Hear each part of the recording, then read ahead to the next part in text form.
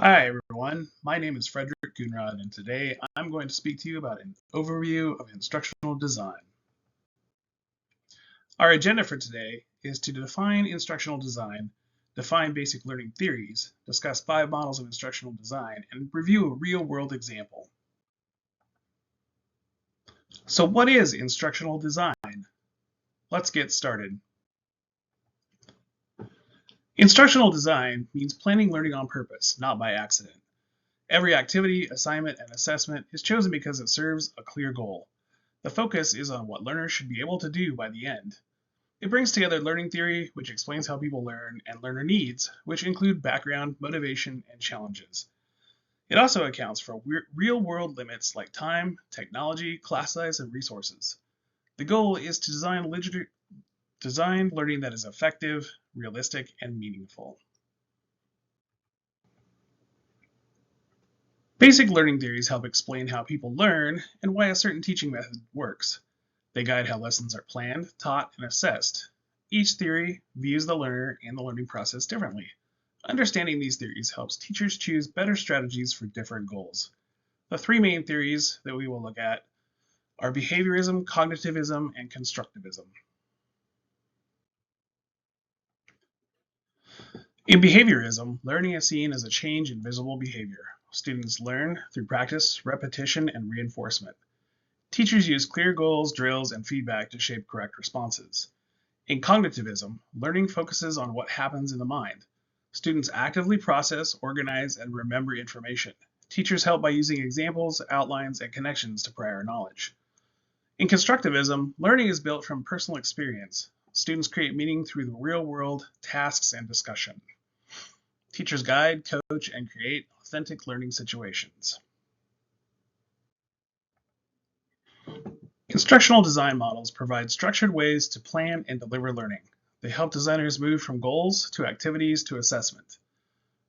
Different models emphasize different priorities like structure, flexibility, or learner needs. There is no single best model for every situation.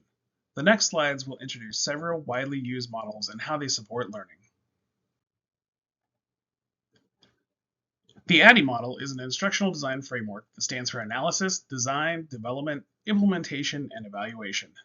ADDIE is a simple and widely used instructional design framework. It breaks the design process into 5 clear phases. Analysis looks at who the learners are and what they need to learn. It identifies goals, gaps, and learning conditions. Design focuses on planning the lesson structure. This includes objectives, activities, and assessments. Development is when content is created. Materials, lessons, and resources are built in this phase. Implementation is putting the instruction into action. Teaching happens in real classrooms or real training settings. Evaluation checks how well the instruction worked. Results are used to revise and improve the instruction. The ADDIE model was developed in the 1970s as a way to organize and streamline the creation of training and learning content. ADDIE remains the most commonly used model for instructional design because it's simple and effective. Constructivism says learners build knowledge through experience and reflection. ADDIE supports this by focusing on learner needs in the analysis phase. Design includes active learning and meaningful activities. Development creates tools for interaction and practice. Implementation lets learners apply knowledge in real situations. Evaluation uses feedback and reflections to improve learning and teaching. The next model we'll cover is the Dick and Carey model. This model uses a systematic process to plan instruction. It begins by clearly defining what learners should know or be able to do. From there, instruction is designed to match these goals, and activities are chosen to help learners reach them. Assessment is built into the process to check whether learners actually met the goals. The main idea is alignment, meeting goals, teaching, and testing all the work together. This is similar to ADDIE because both use step-by-step planning and end with evaluation. Both focus on intentional design instead of random teaching choices. They also start by thinking about learner needs and learning goals. The difference is that ADDIE has 5 named phases. This model focuses mainly on goals, instruction, and assessment. ADDIE includes development and implementation as separate strategies, while this approach combines those ideas into a more streamlined process focused on alignment. The Dick and Carey model first appeared in the book Systematic Design of Instruction by Walter Dick and Lou Carey, published in 1978. This model introduced a systems view of instructional design instead of thinking about instruction as a separate independent parts. Dick and Carey focus on how different design elements work together, such as context, content, learning, and instruction. They believe that the instructor, materials, learners, instructional activities, and delivery system all interact to produce desired learning outcomes. The model's components are meant to be carried out iteratively and in parallel to rather than strictly in a linear sequence. The model begins with clearly defined instructional goals and breaks down learning into specific skills and behaviors that can be measured. This reflects behaviorist theory because it focuses on observable outcomes and whether learners can perform a task after instruction. Assessment is used to check performance against these goals, which is another behaviorist idea. At the same time, the model also reflects cognitivist thinking. It requires designers to analyze learners' context and prior knowledge and to plan instruction that supports how learners process this information. The model treats learning as a system where different elements interact, which fits the cognitivist focus on mental processes and structured understanding. It emphasizes planned instruction, clear objectives, and a systematic evaluation, which align more with behaviorist and cognitivist approaches. Gagne's 9 events of instruction describe a sequence of steps teachers can follow to support learning. The first step is gaining students' attention, which can be done with a question, story, image, or problem that makes them curious and ready to learn. Next, learners are told what they will be able to do by the end of the lesson. This helps set expectations and gives them a purpose for learning. Then, students are asked to recall what they already know that connects to the new topic. This activates prior knowledge and makes new information easier to understand. After that, the main content is presented. This is where new ideas, skills, or information are taught. Learning guidance is provided to help students understand. This might include examples, explanations, models, or practice with support. Students are then asked to perform what they learned. This could be answering questions, solving problems, or practicing a skill. Feedback is given so learners know what they did well and what needs improvement. Next, performance is formally assessed to see whether learning goals were met. And finally, activities are used to help students remember and apply what they learn in new situations, which supports long-term retention and transfer.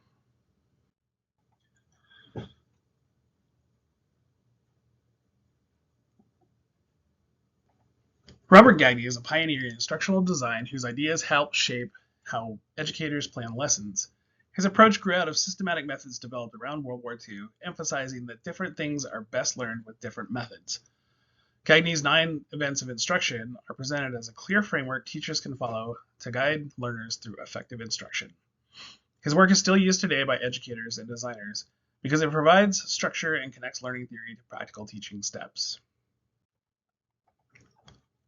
Gagne's 9 events of instruction allow a structured sequence that guides learners through attention, memory, and understanding. This connects strongly to cognitivist learning theory because it focuses on how learners process information, store it, and recall it. The model includes steps like gaining attention, activating prior knowledge, presenting content, and supporting retention. These steps match cognitivist ideas that learning depends on mental processes such as attention, organization, and memory. Gagne also believed that different types of learning require different instructional methods. This connects to behaviorist theory because instruction is designed to produce specific, observable learning outcomes. This model is less connected to constructivist theory because it does not focus on learners discovering knowledge on their own. Instead, it emphasizes carefully planned instruction that leads learners through a design sequence. Overall, Gagne's model best fits with cognitivist theory and also includes some behaviorist ideas, though its focus on outcomes and performance. Merrill's first principles of instruction describe key conditions that make learning effective, efficient, and engaging. They are based on research showing that certain instructional activities promote deeper understanding when they are included and well integrated. The principles are grounded in a problem-centered approach that organizes learning around solving meaningful tasks rather than teaching isolated facts. The first principle is problem-centered learning. Instruction works best when learners engage with real-world problems or tasks from the start. This helps learners see the relevance of what they are learning and provides a context for connecting new skills. Activation is the second principle. Learners are encouraged to recall prior knowledge or experience to create a foundation for new learning. Activating what they already know helps them link this new information in meaningful ways. The third principle is demonstration. Instead of just telling facts, effective instruction shows learning examples, models, or demonstrations of the skills or knowledge in action. This helps learners understand how concepts work in real-world contexts. Application is the fourth principle. Learners practice using new knowledge or skills. Guided practice and opportunities to apply learning help solidify understandings and build competence. The fifth principle is integration. Learners reflect on, discuss, or use their new knowledge in real life or professional situations, so the learning becomes part of their everyday thinking and practice.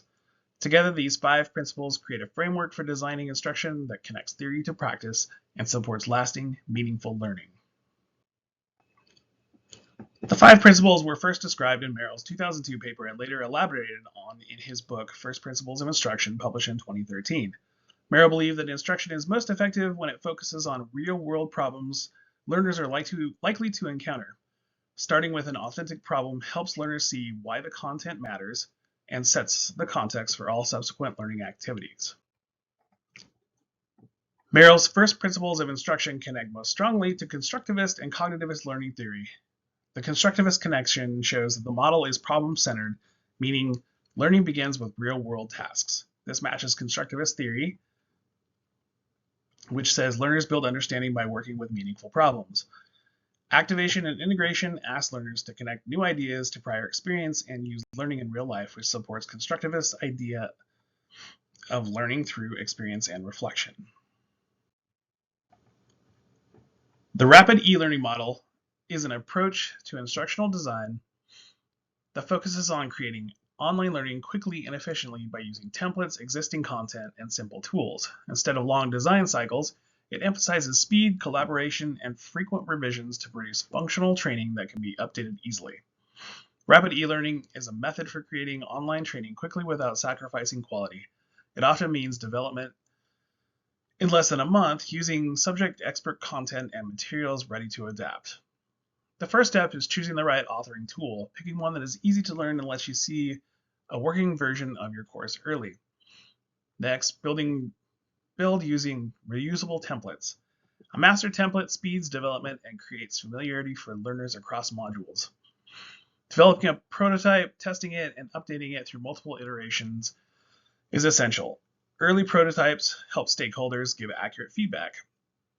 Ask for frequent feedback from clients or team members throughout the development can help issues to be corrected early. Overall, you want to review navigation and flow with stakeholders to ensure the course sequence supports learning goals. These steps help streamline rapid e-learning development while maintaining effective learning design. The rapid e-learning model developed in the 1990s as a response to the limitations of traditional instructional design models that were slow and rigid. Instructional design had evolved into more systematic approaches like ADDIE, but ADDIE was often criticized for being too linear and slow for projects needing quick results. Rapid e-learning connects most strongly to cognitivist and constructivist learning theory. Rapid e-learning focuses on organizing content clearly using templates, prototypes, and structured models. This supports cognitivist theory because it helps learners process, store, and recall information. Reusable layouts, guided practice, and feedback help manage attention, memory, and understanding.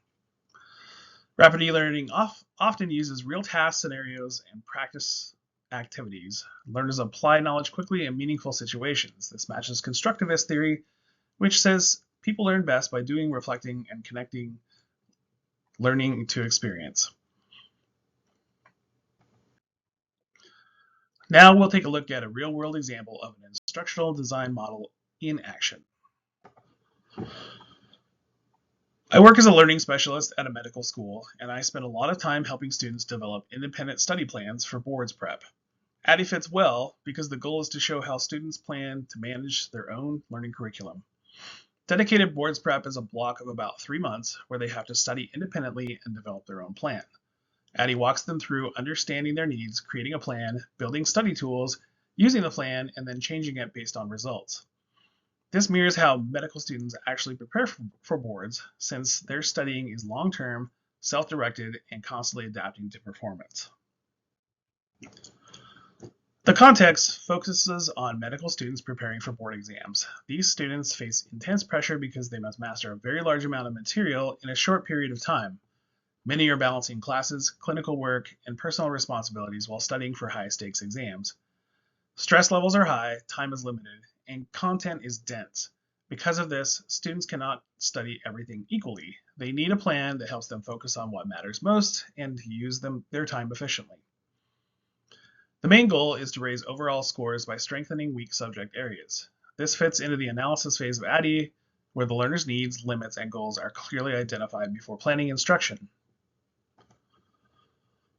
Students first identify weak areas, such as cardiology or renal systems, by using practice exams or self-assessment. These results show where time and effort should be concentrated. Next, students look at their time limits and learning preferences. Some may study best in short sessions, others in longer blocks. Some prefer videos, other questions, or outlines. Knowing this helps shape an effective study plan. Finally, students set a target score and a realistic timeline. This gives them a clear goal to work towards and helps break studying into manageable steps instead of feeling overwhelming. During the design phase, the study plan is carefully organized based on what was learned in the analysis phase. The goal is to create a structure that is realistic, balanced, and focused on improvement. First, a weekly schedule is planned that mixes weak and strong subjects. Weak areas are given more time, but strong subjects are still reviewed so knowledge does not fade. This balance helps prevent burnout and keeps confidence high. Next, a daily structure is designed. Each day includes time for content review, practice questions, and active recall. Review might involve reading or watching content, questions, test understanding, and recall activities like flashcards or self-quizzing strengthen memory. This phase is about planning how learning will happen before anything is actually built. In the development phase, the plan becomes real. Materials and tools are selected and created based on the design. Students choose resources such as question banks, review books, videos, or lecture notes that match their learning style and goals. They then create study tools like flashcards or key facts outlines and error logs to track mistakes from practice questions. These tools make studying more active and focused. This phase is about building everything needed to follow to make the plan effective. The implementation phase is when the study plan is put into action. The schedule that was designed and developed is now followed in real daily life. Students study according to their daily plan, which includes content review with the materials they produced or gathered. Rest is also part of implementation. Sleep breaks and time away from studying are planned so students do not burn out and can stay focused over time. In the evaluation phase, they focus on checking progress. Students track weekly practice exam scores and how confident they feel in every subject. They look for patterns, such as which subjects are improving and which are still weak. Confidence levels are also important because anxiety can affect performance even when knowledge is strong. Based on this information, the schedule and study methods are adjusted. Weak areas get more time, or a new study method may be tried if one is not working. Overall, ADDIE helps students begin with clear goals and checks them through evaluation. This supports measurable improvement in board performance. The model adapts to adult learners with different styles and limits. It allows customization for weak areas and preferred strategies. It fits real-life constraints like time, pressure, and fatigue. Evaluation phase allows constant adjustment instead of rigid failure. That's it for my presentation. Thank you folks for watching. I appreciate you.